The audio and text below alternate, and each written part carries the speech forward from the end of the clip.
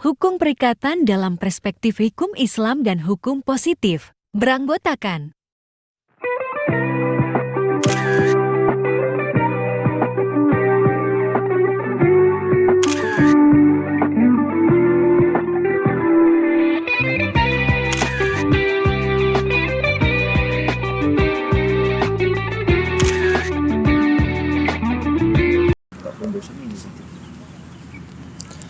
Assalamualaikum warahmatullahi wabarakatuh.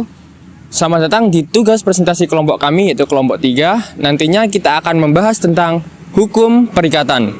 Sebelum mengenal jauh tentang hukum perikatan, alangkah baiknya, karena kata pepatah tak kenal maka ta'aruf, izinkan kami dari kelompok 3 memperkenalkan diri masing-masing. Perkenalkan, nama saya Azin Effendi Syahidin Amin, NIM 2350110058.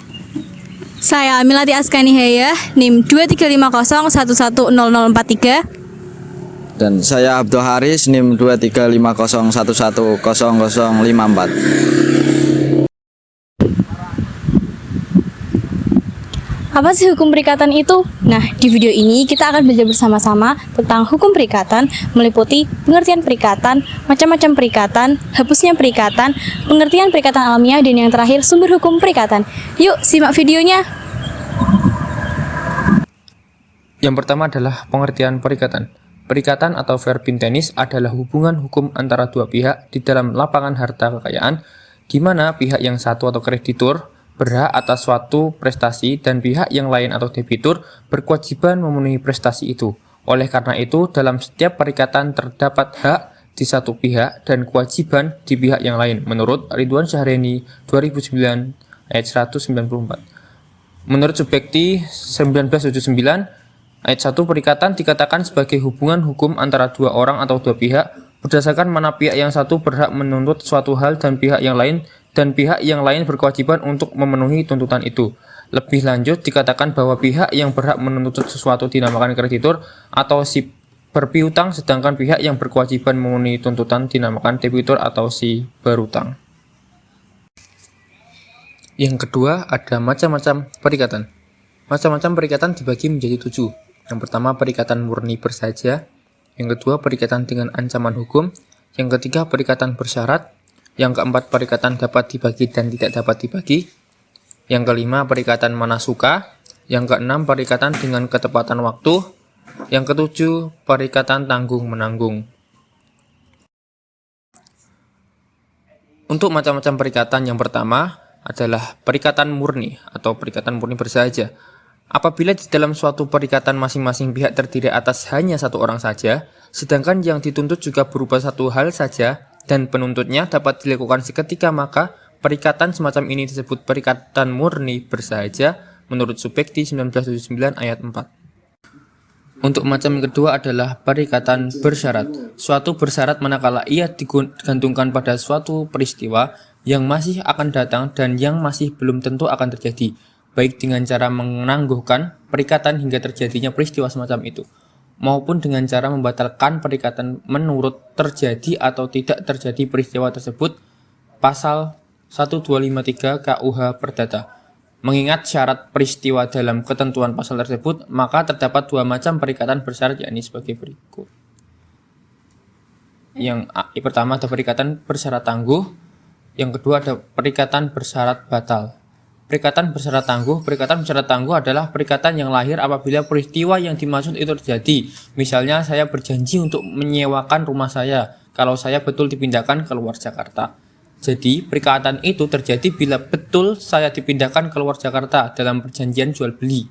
Dibolehkan menyerahkan harganya kepada perkiraan seorang pihak ketiga, dan bila pihak ketiga itu tidak mampu membuat perkiraan tersebut, maka tidaklah terjadi pembelian.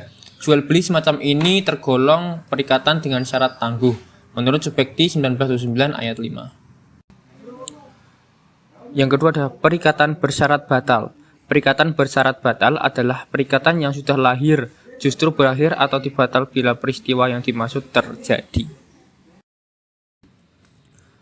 Untuk macam perikatan yang ketiga adalah perikatan dengan ketepatan waktu.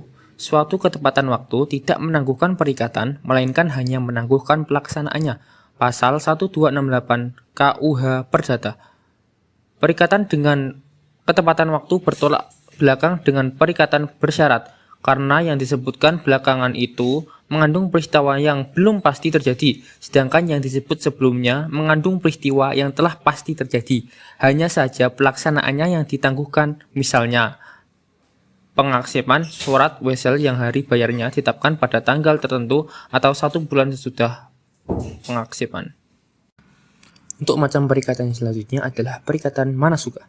Perikatan semacam ini diatur dalam pasal 1272 KUH Perdata yang berbunyi, dalam perikatan-perikatan manasuka, si berutang dibebaskan jika ia menyerahkan salah satu dari dua barang yang disebutkan dalam perikatan. Tetapi, ia tidak dapat memaksa si berpiutang untuk menerima sebagian dari barang yang lain.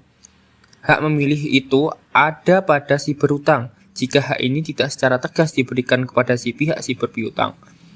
Pasal 1273 KUH Perdata. Untuk macam dari perikatan yang kelima adalah perikatan tanggung-menanggung atau dalam kurung tanggung rentang.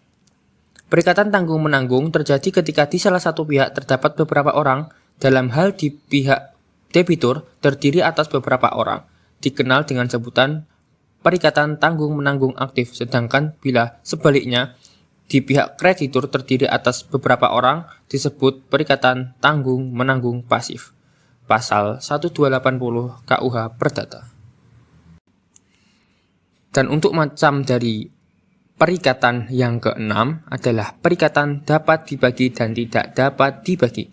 Suatu perikatan dapat dibagi atau tidak dapat dibagi semata-mata menyangkut soal peristiwanya, apakah dapat dibagi atau tidak. Misalnya, perikatan untuk menyerahkan sejumlah barang dalam kurung hasil bumi merupakan perikatan dapat dibagi, sedangkan menyerahkan seekor kuda merupakan perikatan tidak dapat dibagi. Untuk macam dari perikatan yang terakhir atau yang ketujuh adalah perikatan dengan ancaman hukuman. Perikatan dengan ancaman hukuman adalah suatu ketentuan sedemikian rupa dengan mana seorang untuk jaminan pelaksanaan suatu perikatan diwajibkan melakukan sesuatu manakala perikatan itu tidak dipenuhi. Pasal 1304 KUH Perdata. Menurut Subekti 1995 ayat 11, penetapan hukum ini dimaksudkan sebagai penggantian kerugian yang diderita oleh si berpiutang karena tidak terpenuhinya atau dilanggarnya perjanjian. Selanjutnya, dikatakan bahwa ketentuan pasal 1304 KUH Perdata mempunyai dua maksud, yaitu yang pertama, untuk mendorong si berutang supaya ia memenuhi kewajibannya. Yang kedua, untuk membebaskan si berpiutang dari pembuktian tentang jumlah atau besarnya kerugian yang dideritanya. Misalnya, saya berjanji dengan pemborong untuk mendirikan sebuah rumah yang harus selesai pada tanggal 30 Desember 2012 dengan ketentuan bahwa si pemborong akan dikenakan denda Rp 1 juta per bulan untuk setiap keterlambatan. Nah, sekarang kita akan belajar tentang hapusnya perikatan. Hapusnya perikatan adalah selesainya atau hapusnya sebuah perikatan antara pihak kreditur dan debitur mengenai suatu hal. Menurut pasal 1381 KUH Perdata, ada beberapa macam mengenai hapusnya perikatan, yakni sebagai berikut. Yang pertama, pembayaran. Yang kedua, konsinyasi. Yang ketiga, pembaharuan utang. Yang keempat, perjumpaan utang. Yang kelima, pencampuran utang. Yang keenam, pembebasan utang. Yang ketujuh, musnahnya barang terutang. Yang kedelapan, kebatalan dan pembatalan perjanjian. Kesembilan, berlakunya syarat batal. 10, daluarsa. Yang pertama, pembayaran. Diatur dalam pasal 1382 sampai 1403 KUH Perdata. Pembayaran yakni pelunasan utang, baik uang, jasa, atau barang, atau tindakan pemenuhan prestasi oleh debitur kepada kreditur. Misalnya, perjanjian jual beli sepeda.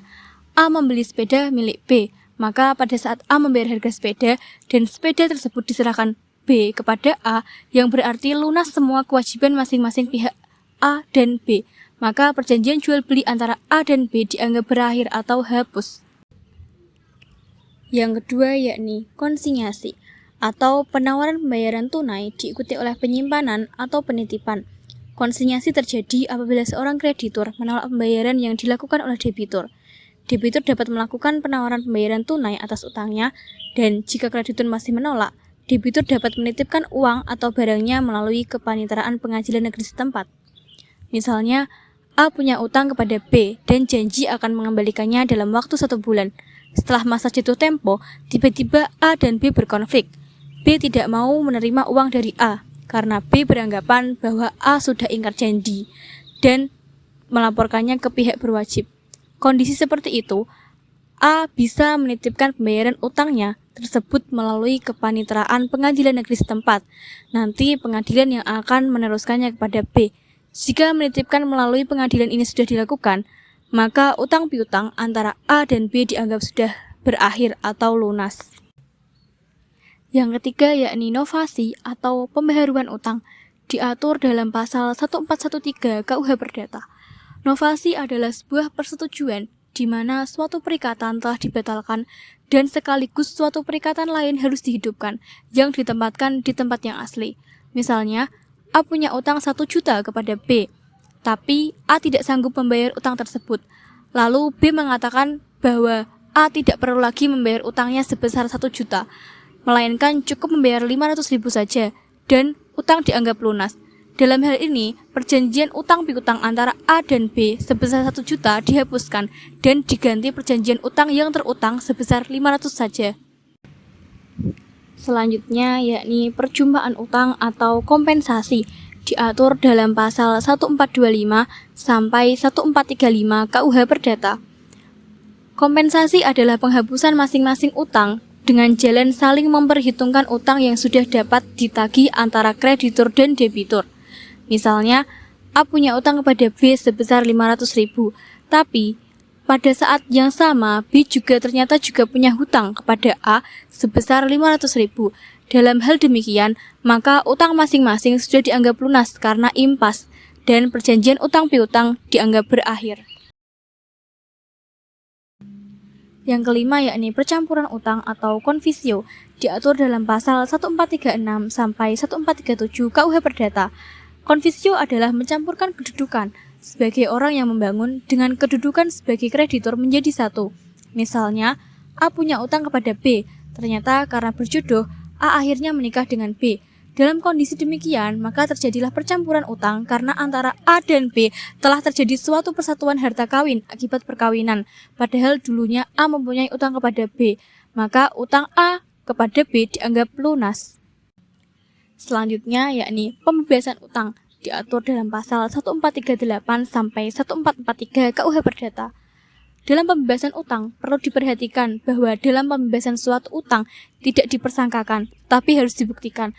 Maksudnya, seorang debitur baru dapat dikatakan dibebaskan dari hutangnya jika secara nyata dibebaskan oleh kreditur. Jika hanya tidak ditagih dalam waktu lama, tidak bisa dikatakan dibebaskan utangnya. Misal, A punya utang kepada B, tapi B membebaskan A dari utangnya tersebut. Yang ketujuh yakni musnahnya barang terutang, diatur dalam pasal 1444 sampai 1445 KUH Perdata. Merujuk pada kedua pasal tersebut, dapat disimpulkan bahwa jika barang yang menjadi objek perikatan musnah atau hilang, maka hapuslah perikatan tersebut jika memenuhi syarat. Yang pertama, musnahnya barang tersebut bukan karena kelalaian debitur. Yang kedua, debitur belum mulai menyerahkannya kepada kreditur. Selanjutnya, kebatalan dan pembatalan perjanjian, diatur dalam pasal 1446 sampai 1456 KUH Perdata. Menurut Komandoko dan Raharjo, yang dimaksud dengan batal demi hukum dalam pasal 1446 KUH Perdata adalah dapat dibatalkan. Misalnya, suatu perjanjian yang dibuat oleh seseorang yang belum dewasa atau belum cakap hukum, perjanjian tersebut bisa dimintakan kebatalannya melalui pengadilan, dan jika dibatalkan oleh pengadilan, maka perjanjian tersebut pun berakhir. Yang kesembilan yakni berlakunya syarat batal, diatur dalam pasal 1265 KUH Perdata. Artinya, syarat-syarat yang bila dipenuhi akan menghapuskan perjanjian dan membawa segala sesuatu pada keadaan semula, yaitu seolah-olah tidak ada suatu perjanjian. Misalnya, perjanjian yang dibuat bertentangan dengan undang-undang, kesusilaan, atau persetujuan umum. Menurut pasal 1337 KUH Perdata adalah batal demi hukum. Yang terakhir yakni lewatnya waktu atau daluarsa, diatur dalam pasal 1946 sampai 1993 KUH Perdata. Lewat waktu ialah suatu sarana hukum untuk memperoleh sesuatu atau suatu alasan untuk dibebaskan dari suatu perikatan dengan lewatnya waktu tertentu dan dengan terpenuhinya syarat-syarat yang ditentukan dalam undang-undang. Naturliche Verbintenis atau biasa disebut perikatan alamiah adalah perikatan yang pemenuhan prestasinya tidak dapat digugat ke depan pengadilan. Perikatan alamiah ini dapat bersumber dari undang-undang, kesusilaan, dan kepatutan. Perikatan alamiah adalah perikatan yang memiliki ciri-ciri sebagai berikut. Yang pertama, ada hutang tetapi tidak ada hak gugat. Yang kedua, ada schuld tetapi tidak ada hafting. Yang ketiga, prestasi yang dipenuhi secara sukarela bukan merupakan hadiah melainkan memenuhi kewajiban. Sumber perikatan di Indonesia dibagi menjadi dua, yaitu perjanjian dan undang-undang. Perikatan yang bersumber dari perjanjian diatur dalam bab buku KUH Perdata, sedangkan perikatan yang bersumber dari undang-undang diatur dalam pasal 1352 KUH Perdata. Perjanjian merupakan kesepakatan yang dibuat oleh dua pihak atau lebih untuk mengikatkan diri terhadap satu sama lain. Perjanjian menimbulkan hak dan kewajiban bagi pihak-pihak yang membuat perjanjian. Perikatan yang bersumber dari undang-undang dapat dibagi menjadi dua, yaitu perikatan yang lahir karena undang-undang semata, perikatan yang lahir karena undang-undang sebagai akibat perbuatan manusia. Contoh perikatan yang timbul dari undang-undang semata adalah kewajiban alimentasi antara orang tua dan anak-anak. Contoh perikatan yang timbul akibat perbuatan manusia adalah hak dan kewajiban pemilik-pemilik perkarangan yang berdampingan.